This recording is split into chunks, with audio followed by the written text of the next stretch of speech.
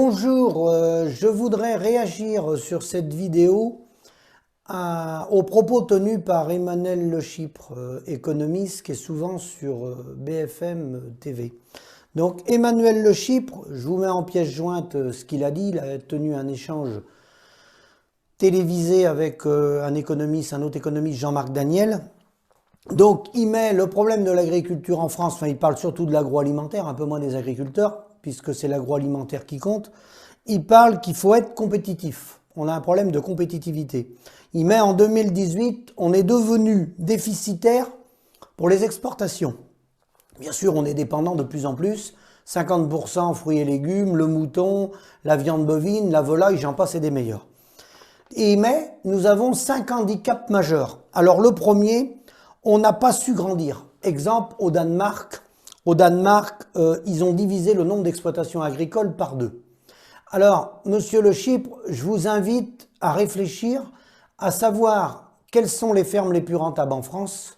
Est-ce que c'est les fermes qu'on grossit, qui ont des gros outils, qu'on est obligé de monter la méthanisation pour trouver des revenus via l'énergie, car ils ne trouvaient plus de rentabilité avec les productions agricoles? Je vous invite à consulter les résultats économiques, de voir quels sont les agriculteurs les plus en difficulté, sachant que les grandes exploitations récupèrent ce que j'appelle la prime pour l'emploi, c'est-à-dire la PAC. Vous savez comme moi que les primes PAC vont aux grandes surfaces. Donc je vous invite sur le ratio économique des grandes exploitations. Ensuite, deuxième problème, la fiscalité. La fiscalité française, c'est ça qui aurait tué le monde agricole. Alors je suis un peu surpris, parce que la fiscalité, on l'a également pour Airbus, on l'a pour Dassault, on l'a pour le TGV, on l'a pour toutes les hautes technologies, on l'a pour notamment le groupe Nicole, le groupe Michelin. Bon, je suis un peu surpris que ça soit la fiscalité qui soit le problème agricole. Ensuite, vous expliquez que les agriculteurs ne savent pas vendre. On ne sait pas mettre en avant nos produits. Sur 100 € consommés, achetés par le consommateur, seul 8 € revient à l'agriculteur. On ne saurait pas commercialiser nos produits. Alors, à ce sujet-là, je vous rappellerai, monsieur Le Chypre, qu'on a monté des institutions qui s'appellent les coopératives, qui est un prolongement de l'exploitation agricole et qui sont là pour mettre en valeur nos produits et les vendre et retourner la juste valeur à l'associé coopérateur. Je vous invite à voir où sont parties les rémunérations dans nos coopératives, financées par vos impôts. Parce que vous êtes imposable, donc vous financez à travers vos impôts, monsieur Le Chypre, les coopératives. Donc je vous invite à voir où sont parties toute la publicité, toute la mise en valeur de nos produits, tout confondu. Vin, poulet, viande, lait, tout ce qu'on veut. Ensuite, vous dites c'est les normes. Alors les normes, moi je veux bien, monsieur Le Chypre. Allez faire un petit tour au Danemark et en Hollande, vous verrez, les normes sont plus contraignantes qu'en France. Donc là, c'est pas le bon exemple. Peut-être en Italie, oui, dans les pays du Sud un peu moins, mais dans les pays du Nord, complètement faux. Sur les normes lisier et tout, c'est pire que chez nous. Ensuite, problème administratif. Oui, on peut dire qu'on a beaucoup d'administration, mais je vous renvoie le ballon. On a la même administration pour faire tourner les chaînes télé, BFM TV, et pour faire tourner Bercy. Bercy qui collecte nos impôts. Il y a une forte administration et personne ne l'a remis en cause. Donc ensuite, vous dites, bon, la solution, c'est l'industrialisation de l'agriculture française, de faire des plus grandes fermes. Ne rêvons pas dans la ferme à Martine. Alors, et ensuite, complètement contradictoire, vous prenez l'exemple du comté. Alors le comté, monsieur Le Chypre, le comté, il faut que vous sachiez que les gens, ils n'ont pas laissé des grandes fermes avec le comté. Ils n'ont pas laissé se monter des automates avec des robots de traite. Ils sont restés avec des troupeaux à taille humaine et ils ont valorisé. Mais eux, si vous voyez, moi j'ai eu l'occasion de les rencontrer, ils n'ont pas des directeurs payés de 30 à 60 000 € mensuels. Ils ont gardé la main sur leur coopérative. Ils répartissent la valeur ajoutée. Et ce sont des petits outils de transformation qui valorisent. Ils ont des affineurs et la chaîne, la valeur ajoutée tout au long de la chaîne est bien respectée. Et contrairement à ce que vous dites, ce n'est pas les grands groupes, plus on va concentrer des grandes coopératives qu'on sera rémunéré le mieux. C'est l'inverse. D'ailleurs, vous venez de prendre l'exemple comté. J'aurais bien voulu vous entendre parler par exemple de Sodial, que vous nous donniez des comptes de Sodial, puisque vous voulez des grands groupes, ben on en a un. On a Sodial qui transforme un peu plus de 5 milliards de litres.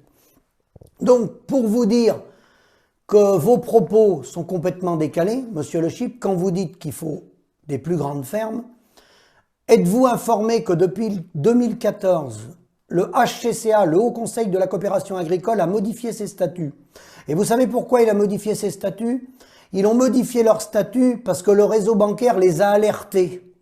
Les coopératives ont énormément d'argent dehors que les agriculteurs leur doivent et ne peuvent plus payer. Ils ont les retards de paiement et ils ont ce qu'on appelle les OCC, les ouvertures de crédit via des prêts, notamment de mise en culture céréales, mais pas que. Et ces millions d'euros, ils n'avaient pas de garantie en face. Le HCCA, le Haut Conseil de la coopération agricole, a modifié ses statuts en 2014. Certaines coopératives, c'est déjà fait dans des départements, ont créé des SCI, et à travers ces SCI, ils ont l'autorisation, c'est validé maintenant dans les statuts de la coopération, de prendre en garantie le foncier des exploitations. Voire le corps de ferme, s'il a une valeur, mais le foncier. Et les plans d'eau, s'il y a des plans d'eau avec. Donc, monsieur Le Chypre, pour votre information, au stade où on est rendu là, des SCI constitués par les coopératives pour prendre en garantie le foncier des paysans, vous savez, c'est pas la ferme à Martine qui est en garantie par la SCI de la coopérative. C'est les gens qui ont développé leur exploitation, qui sont dans des modèles industriels, qui ont beaucoup investi, qui sont endettés et qui n'ont pas de ratio économique pertinent. Et c'est ces gens-là qui tombent dans les mains des coopératives et qui se voient maintenant spolier du bien du foncier. Ça y est, c'est enclenché, c'est déjà fait. À l'instant où je parle, ça existe déjà. Donc quand vous nous dites que la solution, c'est de grossir les fermes, tout l'inverse. Plus vous grossissez, plus vous êtes dépendant de l'agroalimentaire.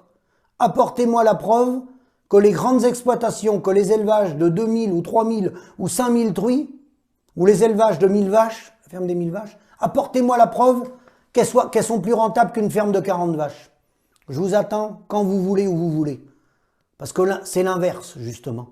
Si vous voulez être dépendant du réseau coopératif ou des grosses structures privées, eh bien, c'est en allant dans des schémas comme ça. D'accord? Donc, c'est tout l'inverse. Alors ensuite, je suis surpris, parce que vous dites, vous qui êtes un économiste, vous dites qu'on a perdu énormément au niveau des exportations. Pas un mot de référence à l'euro. L'euro, monsieur Le Chypre, est taillé, est-il taillé, l'euro, pour l'économie française? Est-il taillé pour l'économie française, l'euro? L'euro est une monnaie commune, mais n'est pas une monnaie unique. C'est une monnaie commune qui s'échange au taux de 1 pour 1, comme vous le savez, avec les soldes de Target 2. Mais ce n'est pas une monnaie qui est adaptée à l'économie française. L'euro est surévalué pour la France. Vous le savez aussi bien que nous.